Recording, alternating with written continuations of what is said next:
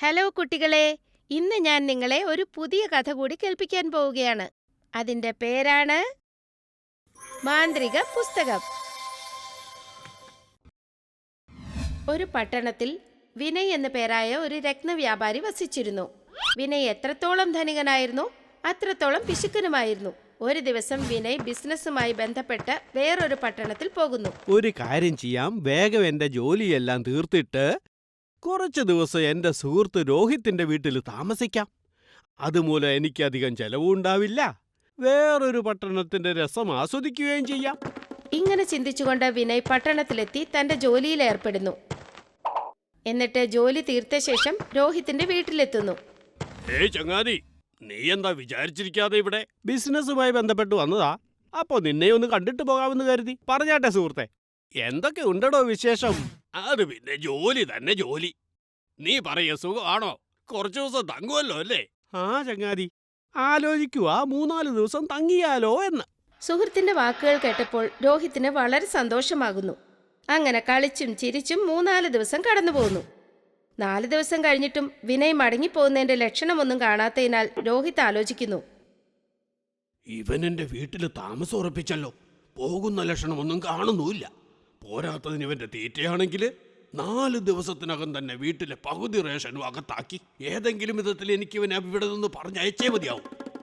ഏയ് ചങ്ങാതി, ക്ഷമിക്കണം, ഒരത്യാവശ്യ കാര്യത്തിന് എനിക്ക് ഇന്ന് തന്നെ പട്ടണത്തിന് വെളിയിൽ പോകേണ്ടതുണ്ട്. അതിനെന്താ, നീ ധൈര്യമായിട്ട് പോയിട്ട് വരൂ. നീ ഇല്ലാത്തപ്പോ നിന്റെ വീട് ഞാൻ നോക്കിക്കോളാമെന്നേ.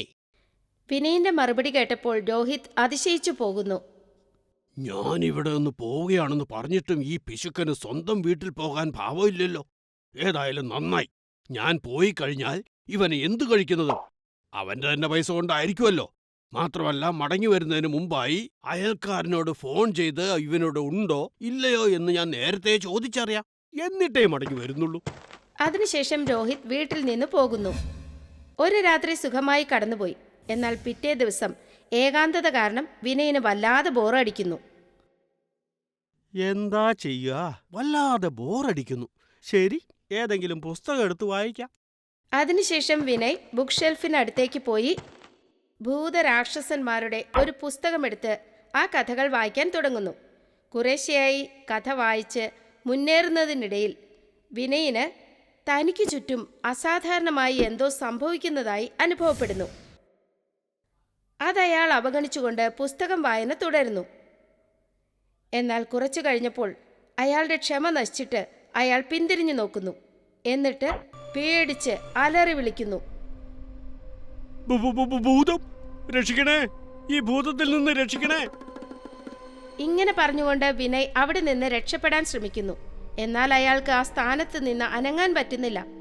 അപ്പോഴയാൾ പുസ്തകം അടച്ചു വയ്ക്കാൻ ശ്രമിച്ചെങ്കിലും പുസ്തകം അടയുന്നുമില്ല. ഞങ്ങൾ തന്നിഷ്ടപ്രകാരം ഈ പുസ്തകത്തിനകത്തേക്ക് മടങ്ങി പോകാത്തിടത്തോളം ഈ പുസ്തകം അടച്ചു വയ്ക്കാനാവില്ല.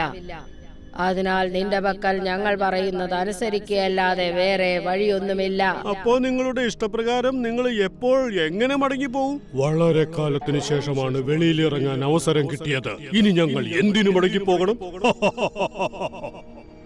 അതെ, ഞങ്ങളെങ്ങും പോകുന്നില്ല, നിന്നെ എങ്ങോട്ടും പോകാൻ അനുവദിക്കുകയുമില്ല. അതിനാൽ വേഗം പോയി ഞങ്ങൾക്ക് വേണ്ടി കുറച്ച് ഭക്ഷണം എടുത്തുകൊണ്ട് വരൂ. വിനയ് പേടിയോടെ ഭൂതത്തിന്റെയും രാക്ഷസന്റെയും സകല ജോലികളും മിണ്ടാതെ ചെയ്യാൻ തുടങ്ങുന്നു. പുസ്തകം വായന തുടർന്നോളൂ. ഇതിന്റെ പേരിൽ ഞങ്ങൾക്ക് ഞങ്ങളുടെ സുഹൃത്തുക്കളെയെല്ലാം കാണാമല്ലോ. ഈ പുസ്തകത്തിന്റെ വിവിധ അധ്യായങ്ങളിൽ അടയ്ക്കപ്പെട്ടതിൽ പിന്നെ ആരെയും കാണാൻ കഴിഞ്ഞില്ല. വിനയ് വീണ്ടും പുസ്തകം വായന തുടരുന്നു. ഓരോ അധ്യായം വായിച്ചു തീരുന്നതിനനുസരിച്ച് അയാൾക്ക് ചുറ്റും രാക്ഷസന്മാരുടെയും ഭൂതങ്ങളുടെയും എണ്ണം കൂടിക്കൂടി വരുന്നു. ഞാൻ പെട്ടുപോയല്ലോ. പുസ്തകം വായിക്കുന്നത് നിർത്താനും പറ്റണില്ല, വീടിന് വെളിയിൽ പോകാനും പറ്റണില്ല. എന്റെ ഈശ്വരാ, എങ്ങനെയെങ്കിലും രക്ഷിക്കണേ. അതിനുശേഷം വിനയ് പുസ്തകത്തിന്റെ അടുത്ത അധ്യായത്തിലേക്ക് എത്തിയതോടെ അതിനുള്ളിൽ നിന്ന് ഒരു മാലാഖ പുറത്തു വരുന്നു. മാലാഖയെ അവിടെ കണ്ടപ്പോൾ ഭൂതങ്ങളും രാക്ഷസന്മാരും ഞെട്ടിപ്പോകുന്നു. എന്നാൽ വിനയിന് വളരെ സന്തോഷമുണ്ടാകുന്നു. ദയവായി എന്നെ സഹായിക്കണേ, ഇവരിൽ നിന്ന് എന്നെ രക്ഷിക്കണേ. ഇവള് നിന്നെ രക്ഷിക്കുകയില്ല. കാരണം ഇവള് സ്വയം ഈ പുസ്തകത്തിനുള്ളിൽ നിന്ന് വന്നവളാണ്. ഞാൻ ഈ പുസ്തകത്തിന്റെ ഉള്ളിൽ നിന്ന് വന്നത് തന്നെയാണ്. പക്ഷെ ഒരു കാര്യം മറക്കരുത്, ഞാനിവിടെ നിങ്ങളെയെല്ലാം നിരീക്ഷിക്കുന്നതിന് വേണ്ടിയാണ് അടയ്ക്കപ്പെട്ടത്. ഇത്രയും നാളും ഒരു പുസ്തകത്തിനുള്ളിൽ തടവിൽ കഴിഞ്ഞിട്ട് പോലും നിങ്ങളിൽ ആർക്കും തെല്ല സദ്ബുദ്ധി തോന്നിയിട്ടില്ല. ഇന്നും നിങ്ങൾ ആളുകളെ ശല്യം ചെയ്തുകൊണ്ടിരിക്കുന്നു. ഇതിന്റെ ശിക്ഷ നിങ്ങൾക്ക് തീർച്ചയായും ലഭിക്കും.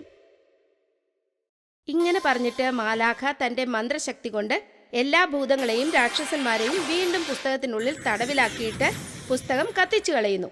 എന്നിട്ട് അവിടെ നിന്ന് അപ്രത്യക്ഷമാകുന്നു. ഇതെല്ലാം കണ്ട ശേഷം വിനയ് പെട്ടെന്ന് വീട് പൂട്ടിയിട്ട് താക്കോൽ രോഹിത്തിന്റെ അയൽക്കാരനെ ഏൽപ്പിച്ച ശേഷം സ്വന്തം വീട്ടിലേക്ക് മടങ്ങിപ്പോകുന്നു. നിങ്ങൾക്ക് ഞങ്ങളുടെ വീഡിയോസ് ഇഷ്ടമാകുന്നുണ്ടെങ്കിൽ അവ ലൈക്ക് ചെയ്യൂ, ചാനൽ സബ്സ്ക്രൈബ് ചെയ്യൂ.